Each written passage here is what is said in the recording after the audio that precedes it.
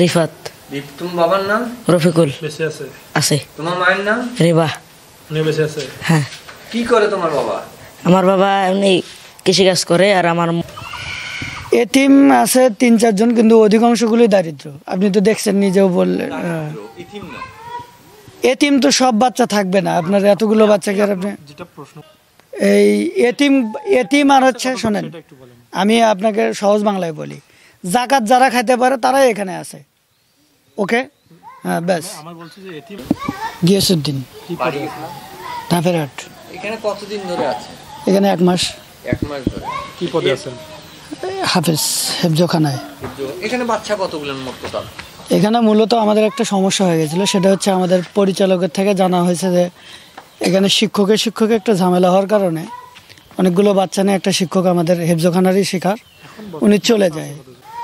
তো উনি যখন অধিকাংশ বাচ্চাগুলো আমাদের নিয়ে যায়, তা এসে দেখি যে এটা মানে টোটালি হচ্ছে বন্ধ ছিল, অর্থাৎ এখানে আবাসিক ছাত্র যেগুলো ছিল সেটা চলে গেছে। এরপরে এই মোটামুটি 4-5টা বাচ্চা এখানে থাকতো। তো রাত্রে কিছু ঝামেলা হওয়ার কারণে আমাদের ঝামেলা হচ্ছে, আমাদের কারেন্ট কিছু ঝামেলা ছিল, এরপরে হচ্ছে এই ভৌতিক কিছু ঝামেলা ছিল যেগুলো হচ্ছে অবাস্তবতা। তো এটার কারণ দেখিয়ে বাচ্চাগুলো আপাতত বাসায় আছে, রাত্রে বাসায় থাকে, কিন্তু খাওয়া দাওয়া লেখাপড়া এখানেই করে। এই আপনাদের এই অফিসিয়াল যে কাগজপত্র সেটা কার কাছে থাকে? সেটা আমাদের পরিচালকের কাছে থাকে। বাসায় থাকে না এখানে অফিস? এখানে অফিস ছিল, আমি তো বললামই যে কাগজপাতিগুলো গত 3 মাস আগে একটা ঝামেলার কারণে এগুলো কিছু হস্তান্তর করে ওই শিক্ষক যাওয়ার সময় এলোমেলো করে থুয়ে যায়। এই জন্য পরবর্তীতে আমাদের এটা সেফের জন্য ওনার বাসাতে থাকা হয়। আমি এসে বাচ্চা পাইছি 7-8 জন, আর বর্তমানে আমাদের 28-32 জন বাচ্চা আছে। তার মধ্যে হাজির হয় কতজন প্রতিদিনই? হাজিরা আমাদের 26-27 জন হাজিরা হচ্ছে। এর মধ্যে এতিম কতজন? এতিম আছে 3-4 জন, কিন্তু অধিকাংশগুলি দারিদ্র। আপনি তো দেখছেন, নিজেও বললেন। এতিম তো সব বাচ্চা থাকবে না, আপনার এতগুলো বাচ্চাকে আপনি শোনেন, আপনি এই এতিম আর হচ্ছে, শোনেন আমি আপনাকে সহজ বাংলায় বলি, জাকাত যারা খাইতে পারে তারাই এখানে আছে। ওকে, হ্যাঁ ব্যাস। ওই যে 25-26, কোনোদিন 18 জন, কোনোদিন 22 জন, কোনোদিন মানে দিন তো না, এটা ওই যে উপস্থিতির সংখ্যা থেকে আমরা রান্না করা হয়।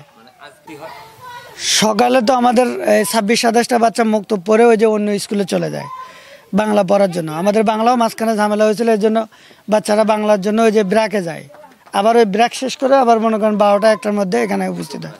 হ্যাঁ, আমার বাসা লাল মসজিদ। জি। কোন ক্লাসে পড়ো? আমি পড়ি 3-তে। কতদিন হলো এখানে ঢুকছো?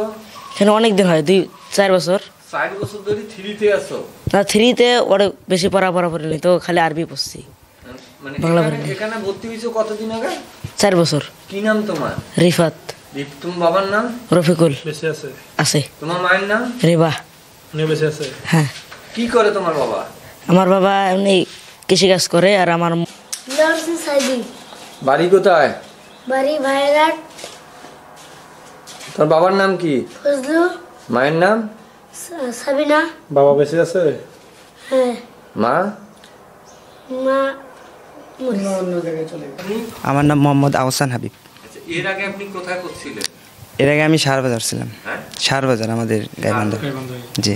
বাবার নাম? আমার বাবার নাম মোহাম্মদ শাহজাহান আলী। বেঁচে আছে? জি। মায়ের নাম? শিরিনা বেগম। বেঁচে আছে? জি। উনি তো আজকে অনেক দিন থেকে নাই, মাঝখানে মোটামুটি ভালো চালু ছিল, আবার কিছুদিন থেকে বন্ধ ছিল, আবার এই 15-20 দিন থেকে আবার চালু করছে। কতদিন বন্ধ ছিল? এই প্রায় 5-6 মাস থেকে বন্ধ, এরকম হবে। 5-6 মাস বন্ধ? হ্যাঁ, বন্ধ ছিল, মাদ্রাসা বন্ধই ছিল। আর এই 15-20 দিন থেকে একটু কয়েকটা বাচ্চা লেখাপড়া করতেছে। আমার এই ছোট বাচ্চারা যায় নাকি একটু বলবেন? না, এতিম বলে তো ভালো, সে কথা নয়। আর এই যে কাজটা যে করবেন লাগছে, ও কাজটা করা ঠিক নয়। ওই বাড়িতে লোক, এই আজকে আসবে বাড়িতে লোক আনিয়ে চারা বানা নিয়ে ওরা দেখাই যে আমরা এলে ইতিমখানার চারা। আসলে না, আসলে ইতিমখানার মনে একটা ইতিম নয়, তার বাবা মা সবাই আছে।